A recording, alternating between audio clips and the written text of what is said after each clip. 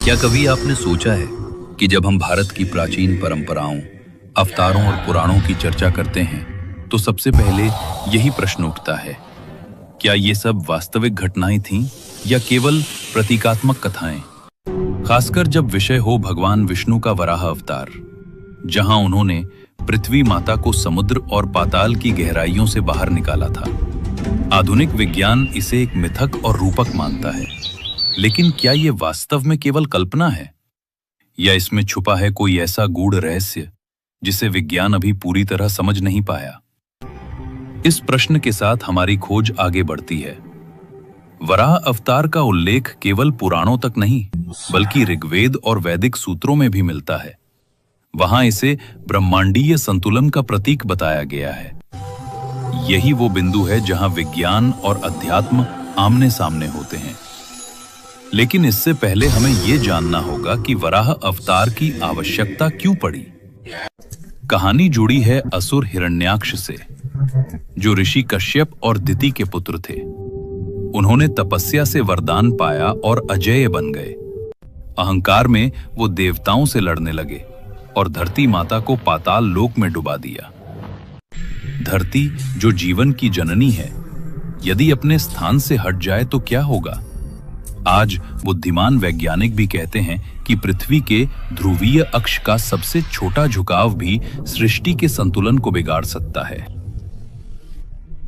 देवता असहाय हो गए और ब्रह्मांडीय व्यवस्था के टूटने का भय उन्हें घेरने लगा। तब सभी ने मिलकर भगवान विष्णु से प्रार्थना की कि वे इस संकट को दूर करें।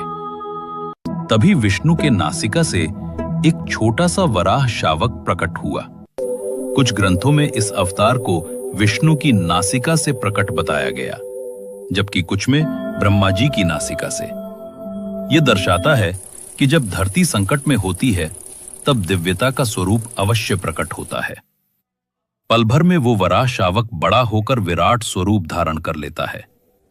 उसका शरीर पर्वत के समान विशाल, नेत्र सूर्य के समान प्रज्वलित और गर्जना इतनी प्रचंड कि तीनों लोक कांप उठते हैं। यही थे भगवान विष्णु अपने तीसरे अवतार वराह रूप में। लेकिन सवाल उठता है कि वराह रूप क्यों? शास्त्र कहते हैं कि वराह अर्थात सुअर वो जीव है जो गंदगी और अंधकार में भी छुपी हुई वस्तुओं को खोज निकालता है। विष्णु को भी पाताल की गहराई में जाकर धरती की खोज करनी थी। यह संदेश भी देता है कि जो हमें साधारण लगता है, वही कभी कभार सबसे दिव्य कार्य करता है। वराह ने पाताल में प्रवेश करते ही महासंग्राम शुरू किया। हिरण्याक्ष, जो अहंकार में लिप्त था, वराह का मजाक उड़ाने लगा।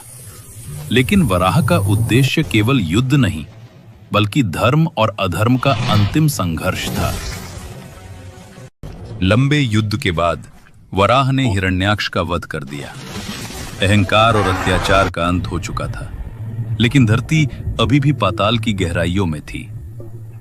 तब वराह ने अपने विशाल कंधों और दांतों से धरती को उठाया। ये केवल धार्मिक चित्रण नहीं, बल्कि ब्रह्मांडीय संतुलन का गहरा प्रतीक है। भूगर्भ शास्त्र कहता है कि करोड़ों साल पहले धरती जलमग्न थी। धीरे धीरे प्लेट टेक्टोनिक्स के कारण जीवन योग्य सतह बनी। क्या ये वही घटना है जिसे हमारे ऋषियों ने दिव्य दृष्टि से देखा और कथा में वर्णित किया?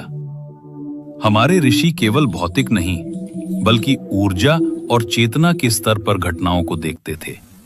इसलिए वराह रूप धरती उठाने वाला ही नहीं, बल्कि अंधकार से संतुलन की ओर ले जाने वाला प्रतीक भी है।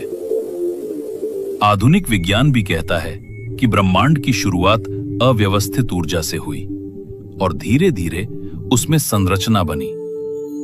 बिग बैंग थ्योरी इस बात की पुष्टि करती है। क्या यह संयोग है या हमारे शास्त्रों के दिव्य अनुभव का वैज्ञानिक रूपांतरण? वराह अवतार केवल धरती को ऊपर उठाने की कथा नहीं, बल्कि चेतना को अज्ञान से ऊपर उठाने का प्रतीक भी है। जब मानव मन अंधकार में डूबता है, तब भीतर से एक शक्ति जागती है। वो शक्ति चेतना को ऊपर उठाती है, जैसे वराह रूप। विज्ञान कहता है कि मानव चेतना का विकास निचले स्तर से उच्चतर स्तर की ओर हुआ है।